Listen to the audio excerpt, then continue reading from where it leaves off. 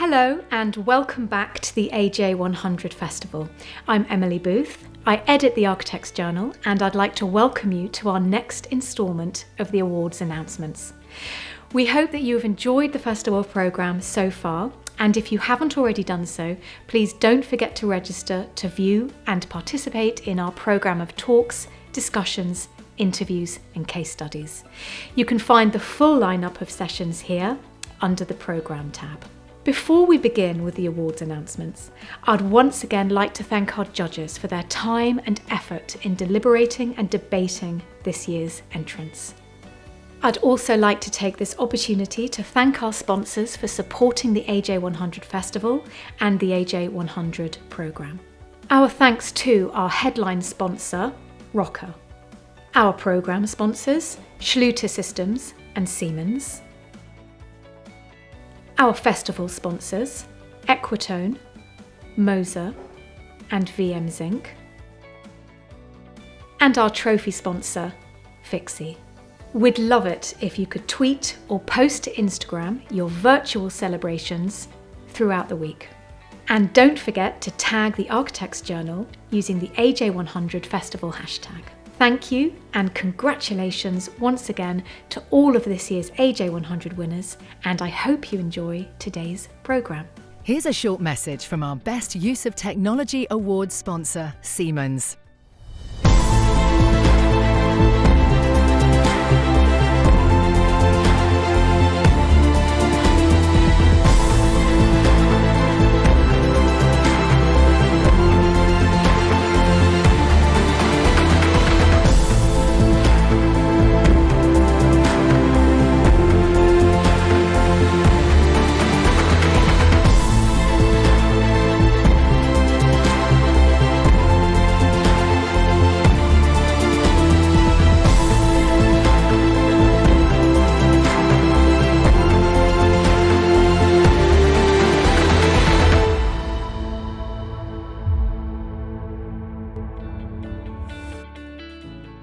Our first award category, Best Use of Technology, is sponsored by Siemens.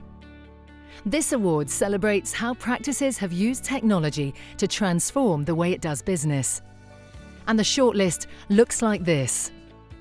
Atkins Daisy Chain, a connected digital ecosystem.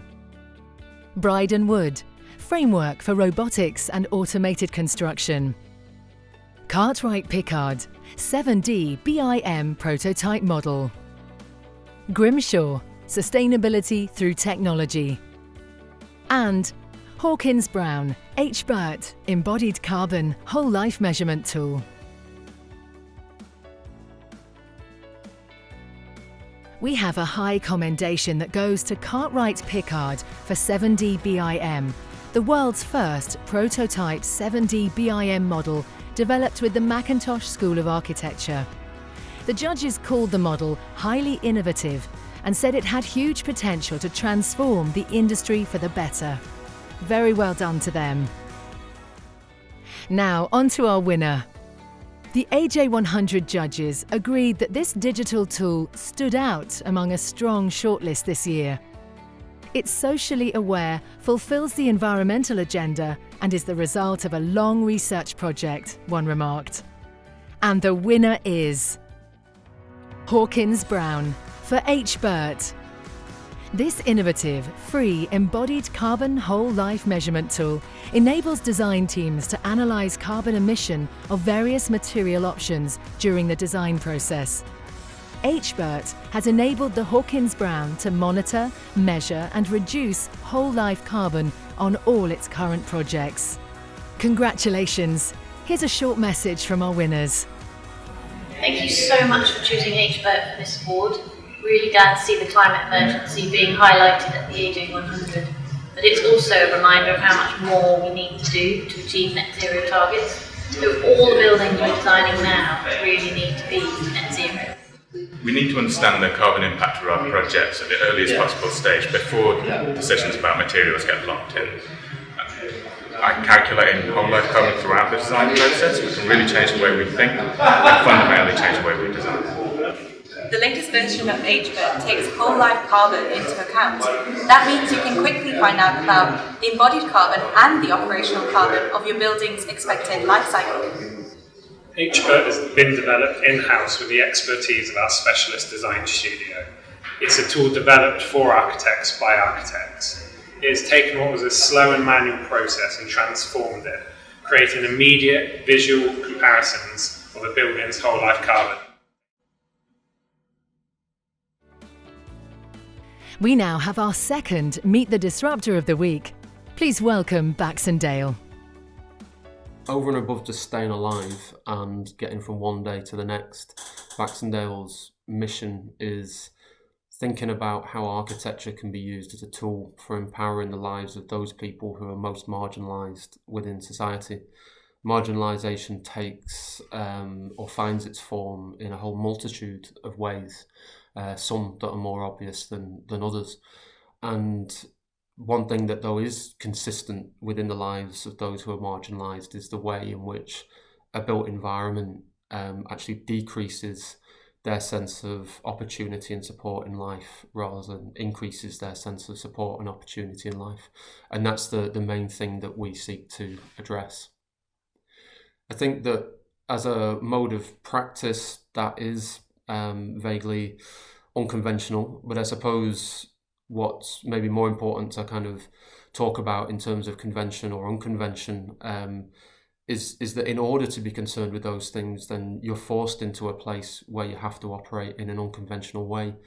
The way in which the architecture profession and the construction industry operates and the culture within which it exists does not easily and readily support alternative ways of practicing and concerns that are out with a certain mainstream or conventional agenda. So Baxendale has to be something different in order to do the things that we think are important. And that means that Baxendale does not need to be a company. Baxendale does not need to be an office on a particular street. It doesn't need to be a brand or a logo. Baxendale just needs to be whatever it is doing at any given time, wherever it is doing it. And as long as we're doing those things for reasons that improve the lives of as many people within common society as possible, then hopefully we're doing the right thing. I think that social impact is something that needs to be taken much more seriously within the profession. It's in danger of becoming a fad, a buzzword, a thing that kind of titillates for a few months before disappearing into the ether. I think that a well-being first approach to how we consider architecture and how we deliver architecture is the way forward. I think that we need to replace a primary concern with economic growth with a primary concern with how we create well-being. In terms of our ambitions of practice, very, very simple. Stay interested, stay interesting, stay curious, and try and get to the end of each day and the end of each week having made something a little bit better than it was before. We're now pleased to welcome this short video from our sponsor of the New Member of the Year category, Mosa. Connecting series that form the heart of its ceramic tile solutions, Mosa presents Core Collection. With this range, architects and designers can create signature surfaces with countless design options in the most intuitive way. The Core Collection makes it easy to choose the appropriate tile for any project. The selection process is simple and efficient. Core Collection connects the three beloved series, solids, terra and quartz, partly by adding new colors that enable more aesthetic blends of different series. Color options range from light to dark, neutral to striking, and warm to cool. New colors that offer contemporary trend interpretations have been added to the mix. Textures range from layered to powdery and robust, spanning a wide variety of choices. the QR code can be scanned for more product details. New in MOSA's portfolio and part of core collection are innovative modular shapes. With this, MOSA adds a new dimension to surface design by offering endless design possibilities. MOSA also offers an extensive variety of set combinations in balanced patterns of colors, textures, sizes and shapes. These patterns can be used as offered and further customized by colors and textures.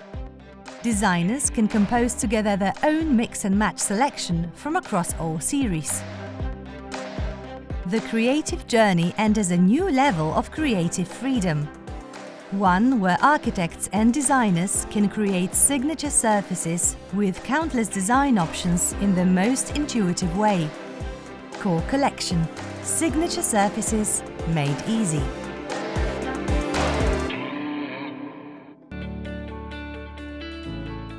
Now, to the AJ100 practices that are in the running for the New Member of the Year award.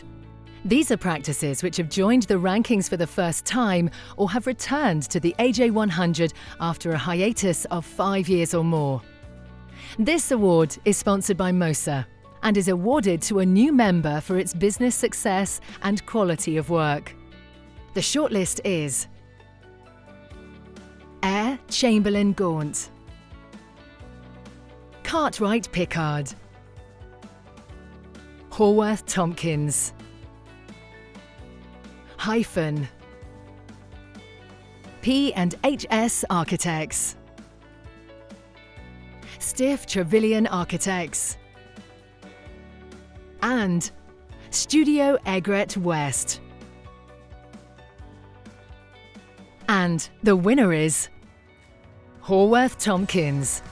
As well as being the highest ranked new entrant at Joint 59, the Sterling Prize-winning practice is renowned for its design of performing arts spaces. Congratulations, and here's a short message from our newest member of the AJ100 2020. Thank you. We're delighted, if slightly embarrassed, to be named Newcomer of the Year as we approach our 30th anniversary. We took a few years break from the AJ100 Awards because we were concerned that growth, size and profitability were in danger of becoming the dominant criteria for architects' own sense of worth. But earlier this year, Architects Declare engaged with the AJ to widen their judging criteria and bring regenerative design more into the centre. It was a truly productive conversation, and we were pleased to see the questionnaire this year concentrating far more on the regenerative and ethical responsibilities of practice. Despite being such an established practice, this year has felt like a new beginning, as we've genuinely tried to face up to the global challenges of the climate emergency and Black Lives Matter. We found reservoirs of new energy to the extent that in some ways we want to feel like newcomers every year.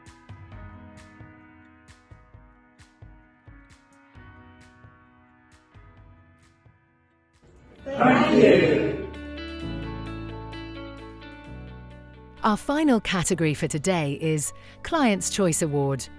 This is awarded to a member of the AJ100, which clients would most like to work with either again or for the first time. And the shortlist is as follows. 3D Reed, Alford Hall Monaghan Morris, Allies and Morrison, Assail, EPR, Hawkins Brown, Shepherd Robson, and Squire and Partners. And the winner is EPR, the runaway winner who have won this award 3 times in the last 4 years. Congratulations. Over to our winner for a short message. On behalf of the whole EPR team, we'd just like to thank all our incredible clients. Your support and recognition is truly overwhelming. It's a great pleasure to win the Client's Choice Award. Not only do we get to work on some fantastic buildings commissioned by our clients, but the fact that they take the time out of their busy days to vote for us means an awful lot to the teams. 250 people across 3 studios, mostly working from home at the moment. Really appreciate this. Yeah, whilst 2020 has brought with it its own challenges, we are so optimistic about the future. Our amazing team have truly embraced the challenge of home working and have continued to support our clients. Yes, in these unusual times, we continue to adapt to our clients' needs and project needs. But this really means an awful lot to us. So thank you very much. Stay safe, look after each other, and thanks from everyone at DPR Architects. And now, a case study from John McRae, Director at Orms, on the AJ100 Building of the Year shortlisted project, The Standard, London. So the project has been put together with Crosstree Real Estate Partners and alongside The Standard, who are the management operating company for the building. We've reimagined the 1970s building that was formerly Camden's own offices into a five-star hotel. So in terms of the project itself, there were a number of other key people involved in the project. So we were the lead consultants and looking at the shell and core and envelope of the building. And alongside Sean Houseman Design and Archer Humphreys, who dealt with the interiors, our role was to help bring that together to create the entirety of the Standard Hotel. There was also complexities around how the building was procured. McLaren were the main contractor, and as you can see from the screen, there were two other subcontractors that were dealing with the fit out as well. The project in itself is a 266-bed hotel. And you'll see in a second that the ground floor is got entirely sort of publicly accessible and different types of uses. And there is a 3-story extension on the roof. And the carbon profile, upfront carbon, is the 305 kg. And that is in line with or very close to the REBA 2050 targets. So the Camden Council owned the building, which is immediately adjacent to the town hall, and it was referred to as the Camden Town Hall Annexe. And the site was sold as part of a move to 5 Pancras Square, which is the Bennett's building as part of the Argent redevelopment. Now, part of that was for them to move into a new state-of-the-art facility, and that was going to be partly funded through the sale of the annex. It was also about providing new public services, such as the leisure facility, and you can see on the top left-hand image. And there was also the anticipation that it would significantly improve their running costs. So they invited a number of developers to come forward and bid for the building, and Crosstree are the developer that we worked alongside. So the building, as I mentioned earlier, is a 1970s building. It's the annex to the town hall. It was designed and delivered in the 1970s, and it was designed by Camden's own in-house architects. It's referred to as being part of the Brutalist period. Sorry, but I need to pause there. There was a change. One. So the building is the 1970s Town Hall Annex, which is immediately adjacent to the Town Hall. And you can see from the image on the bottom right there was a core that connected the two buildings. It was designed in the 1970s by Camden's own in-house architects in the Brutalist style, and we found that it had a precast concrete facade with an in-situ concrete frame, very much part of the character of a 1970s Brutalist building. You will also see from a couple of the images, if you look at the top row, second in from the left, that's how the offices were being used. So very small windows, had an egg crate ceiling, and then on the ground floor, the next image on the right is it had a ground floor, had the entrance and the publicly accessible library, which influenced our proposals as we move forward. And then bottom right is the entrance of Argyle Street, which are a number of steps up to it. And you can just about see on the left-hand side of that image, there's a gated off area that used to be a publicly accessible route that connected east to west. In terms of our key moves, we were one of the only bids at Transpire to retain the existing building. It was very much something that we wanted to do and Crosstree wanted to do from the outset. As a practice, we've done a lot of retrofits, we've done a lot of refurbishment and reimagining of original buildings. And it was very much our DNA to look at how we start with the existing building. And what we had found was that we had to do a lot of convincing because the building is not in the conservation area. It was also noted as being a negative contributor to the adjacent conservation areas. And it was a retention first strategy that we went for. We retained 94% of the original structure. So the main elements of the building that we removed were the top story, which had a lot of the plant, and then the core that connected the town hall to the annex. And so the removal of that made it a completely independent, freestanding building. Now, you can see from the list, we engaged with a number of people, including Design Southeast, the 20th Century Society, and the client also engaged Edwin Heathcote to write a piece about brutalism, its appeal, and why it's quite a key period within architecture. And one of the things that we had raised with Edwin was the ability of this building to move from being a backdrop to being part of the foreground. With the reimagining of all the projects around this site, there was a significant opportunity to do that. And finally, in the top right-hand corner is an image of Seaforth's International Press Centre that was in Shoe Lane. And that it has been redeveloped. And that was a building that informed Camden architects and their design for the Town Hall Annex. In terms of the key moves for the massing, we wanted to move from a building in the top left, which was a very strong horizontal expression, and you can see how the core on the right-hand side goes up and then goes across to be the plant.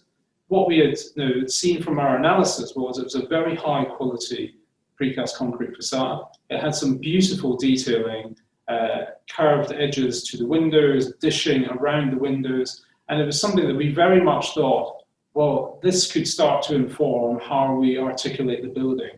So top right, one of the key first moves, as I mentioned, was to remove the west core that connected it to the town hall, and also removing the top floor, which had the plant. So what we've actually done is removed one floor and added back 3. So there are 2 additional floors that give it its greater height. Now, key to this was at the ground floor is recessed from the first floor is a giant transfloor. Sorry, start again. Sorry, Libby, I'm going 2, 1. So the existing building, as you can see in the top left, was very much about a building that had a strong horizontal expression.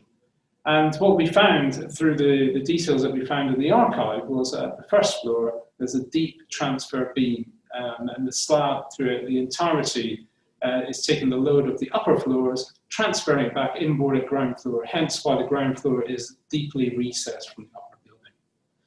The second thing that we noted was that there was a very high quality precast concrete facade. The way the windows were detailed, their curved edges, they're curved on plan, we thought was of extremely high quality.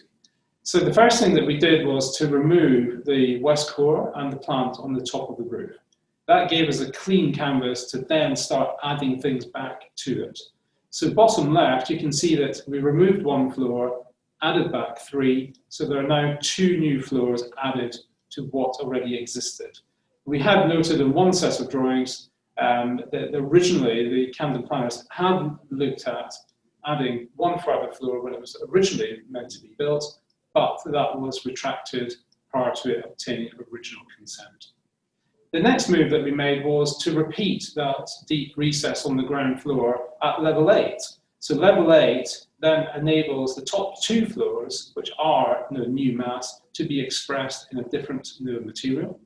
And then in the bottom right, what we wanted to do was to take the horizontal reading of the building and change it into a much more vertical reading. And you'll see in a second that the crown of the building, the top 2 floors, have a vertical rhythm that is informed by the bays that are directly below them. So we believe that this turning of the horizontal expression into this vertical expression brings the building more to the foreground. As I mentioned earlier, the retention of the existing structure was the key to what we have done throughout this whole project. So 94% of it has been retained. As you can see, there's a huge amount of embodied carbon that has been captured in taking that approach. And what you can also see in the diagram on the right is that there's a careful threading of new steel down through the waffled slab. either onto existing columns and load paths or onto as few new piles as we could possibly add to the base of the building. And this is a very sort of careful and delicate intervention, because whilst it's a concrete building, the loading that we could add onto the top of it, we had to make it as lightweight a structure as we possibly can. So the image that you see in the center there is just some of those new steels that were threaded through the original waffle slab, which is a two-way spanning concrete slab. What I'm now going to move on to is the key moves that we made with the facade. And one of the key ones that you'll see on this particular image that's on the screen now is the cleaning of the facade and the replacement of the windows. We replaced the windows, which were single glazed, heavily tinted, to new double glazed windows, and the profile, it was to match the original. And as you can see in this image, a number of the windows are openable. So every hotel room has an openable window, apart from the ones that are in what are called the core rooms in the center of the building. And we managed to find the original window manufacturer who made these particular profiles for us, because as you can see in the image, they're both curved on elevation and some are also curved on plan. So there are double curvatures on some of the window frames. So very complex to be made. So the crown, which is at the very top of the building, is a steel that has been added to not a unitized system, intentionally not a unitized system, but a stick system that has been placed in situ. So as you can see from the image on the left, the steel paneling has then been applied to create the chamfering effect, which has been informed by both the host building below, but also St Pancras Chambers on the opposite side of the road. Now, part of this has been our long-term view on the sustainability of the building, so we can change components without having to replace the entire facade at any time. So we can replace individual window units or solid panels and or the metal paneling at any time in its future. But it's been designed to have an extremely long life. And part of this bringing to the foreground has been the use of the dark steel, which it brings your eye to the top, but it also, as you can see from the image on the right, with the replication of the bays below, it now gives that very strong vertical reading. And the chamfering back that happens between the bay windows also houses openable panels on the 9th floor rooms. So you can see that the building has gone from a very sort of genteel background to a much bolder but foreground enhancing building, which is also about trying to bring energy from the north side of the Euston Road, where a lot of development has happened, to the south side of the Euston Road, and part of the regeneration and knitting together with the Bloomsbury area. You can just about see it in the images, but the ground floor has a series of timber windows, which is a reference to the period and the craftsmanship of the 70s, and they're intentionally quite heavy profile windows. And the timber is also replicated on the 8th floor. And this is where inside meets outside. So the interior has influenced the exterior. And it's also the ground and the 8th floor are the two moments where you can be on the outside and touch the outside of the building. So this is really where the team came together and worked very closely together. The ground floor is a really important part of the reinvention of the building, but also how it starts to contribute with its wider context. So on the right-hand side is Argyle Street, where you can see the hotel entrance. The hotel entrance, the main hotel entrance, is where the original entrance to Camden Town Hall Annexe was. Whereas you come into the hotel on the right-hand side, you come through the check-in on the left and the waiting area on the right, and then you come to a sort of a bank of lifts. The bank of lifts is the original lift shafts that have new lifts added to it. And the lift to the very north on the Euston Road is the red lift that takes and connects you from the ground floor all the way up to Decimer, which is on the 10th floor. That is an additional lift, but that's on the outside, and it is intentionally a sort of a scenic lift to take you to the very top of the building. The other key thing that we did was the connection between Argyle Street and Tonbridge Walk. The gardens that extend out from Isla and Double Standard are part of the inside coming out, but the reopening of that east to west access is a real key feature, and we've already seen a number of people using it as a shortcut. And people use it as their route from the station down to the place of work, going down to the south, and is very much being seen as a positive contribution. It's the reopening of that public route. And then when you look down Tonbridge Walk, past the Double Standard entrance, that's where the core has been removed, and you now see past the Euston Road to St Pancras Chambers at the back. So all of the activities that you see on the ground floor, there are a number of entrances, there are a number of interactions with the building, coming from the inside to the outside. They're publicly accessible, and in all of those opportunities to engage with the building.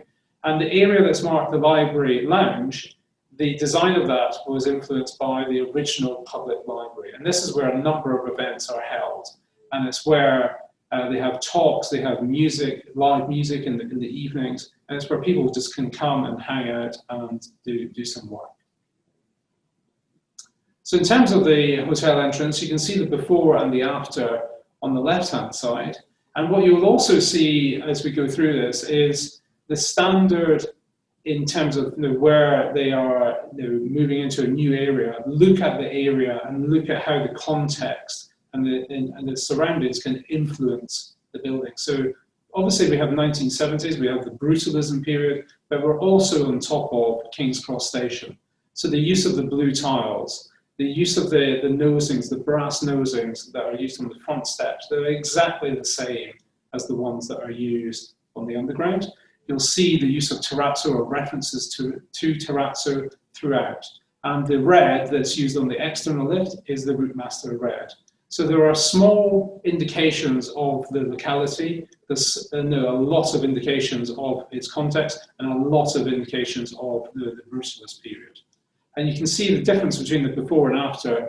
The after much more engaging, much warmer, much more greenery, and a sort of a softer entrance into the building.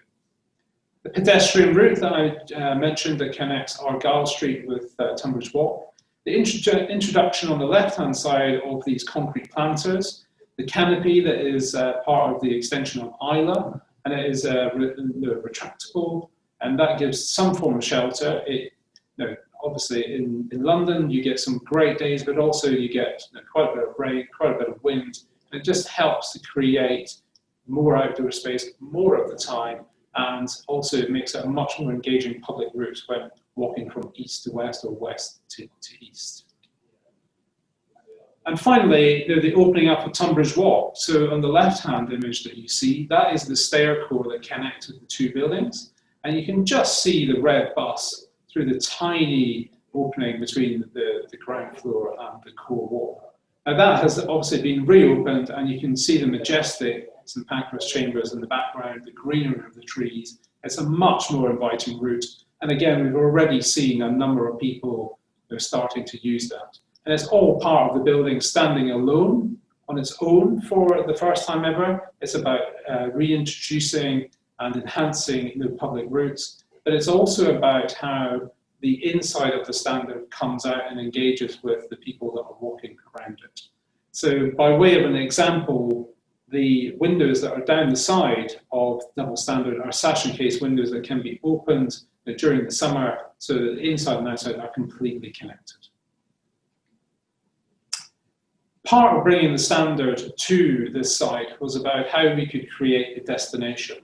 Now, the standard as a brand has huge curb appeal, and Crosstree had been speaking to them about a number of sites within London, but they really liked A, the building, B, its location, but also its ability, its previous use as a council building and the social aspects of that.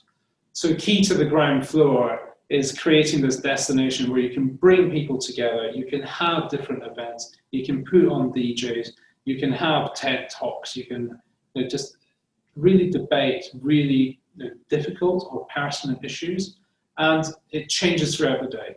So it could be coffee, it could be lunch, it could be evening drinks, the place is alive throughout the entire day. Now, as we move up to levels 1 to 7, this is where we're in the main part of the building, which has got the precast concrete facade and the in-situ concrete frame.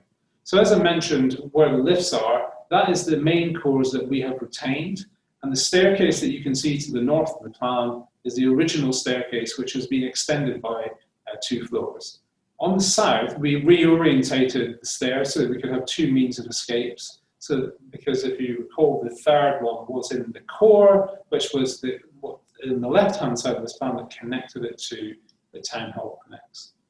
So, as you can see, when we originally bid for this building with Crosstree, we did look at office, we did look at residential, but actually it was hotel, hotel, hotel.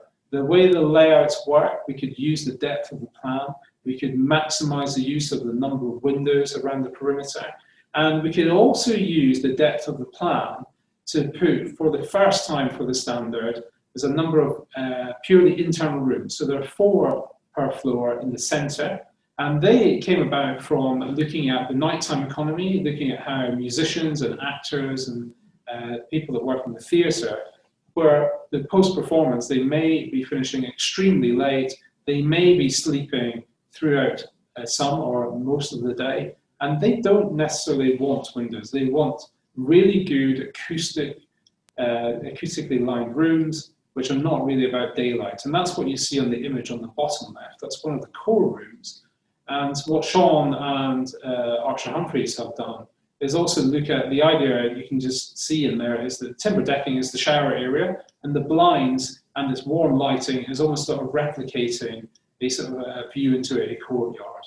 So again, very much a very sort of soft feel, brilliant lighting concept that come up with, even though they are purely internal rooms. Around the perimeter, you can see that we've divided up the rooms to align with the bays. And you can see within the thicker walls, those rectangles are the steels that have been threaded down through the waffled slabs.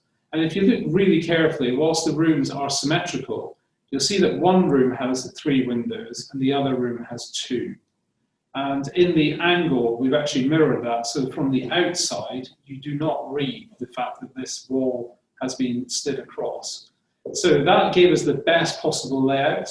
And as you can see from the design of the interiors, the softness of the furnishings, the curves around the corners, how the carpets turn up on the edge, the expression of the waffle slabs, it's a very hugely influenced brutalist approach to the interiors.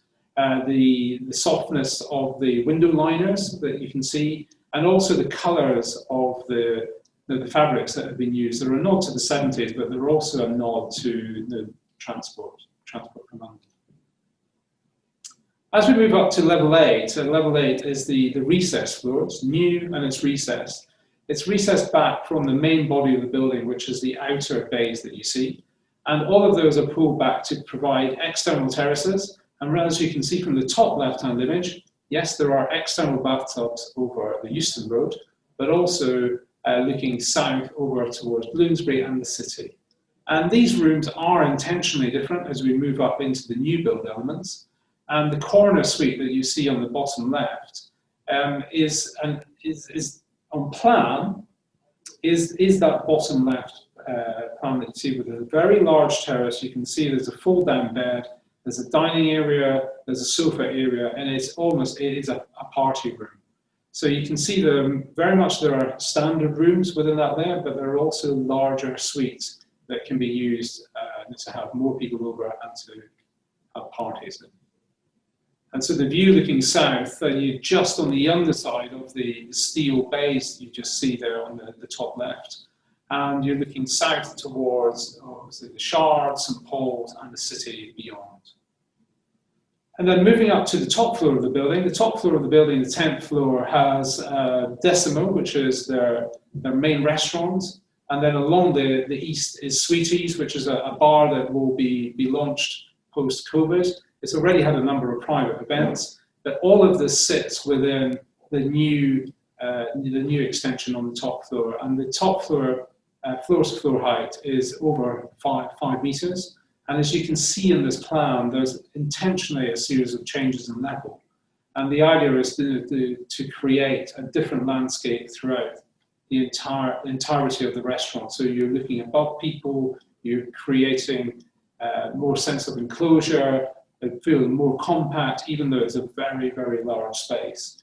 And there's some enormous curved glass windows, and there are some brilliant wash-hand basins in the WCs that are looking again south down across the city.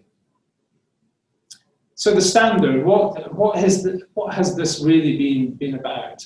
For us as a practice, it's about how we could take a 1970s brutalist building, give it a lot of love, reimagine it, and this thing about taking it from being a purely background building to a foreground building, we think has been a really key part of how we've been able to reimagine it.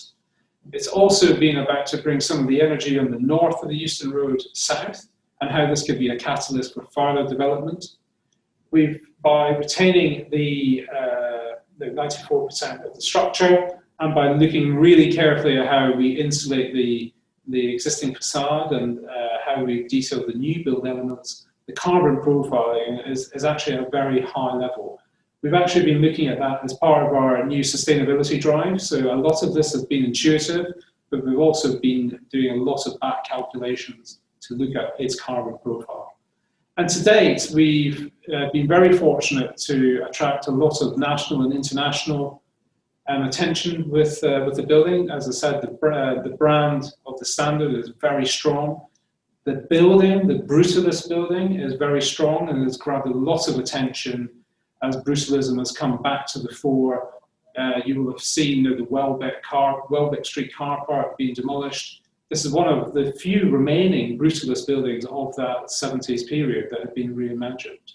And we were fortunate to get into the top 10 buildings of 2019 in the Thames. And Jonathan Morrison was very kind to say it's about taking an unloved 1970s brutalist council office, transforming it into the hippest hotel in England, and it shows the sort of magic touch that was thought to have expired with Paul Daniels. I hope you enjoyed it, and thank you very much. And if you ever want to come round post-COVID, please do let me know. Thank you. That concludes today's awards announcements. Congratulations to all our winners. I look forward to seeing you again tomorrow as we announce the next set of award winners.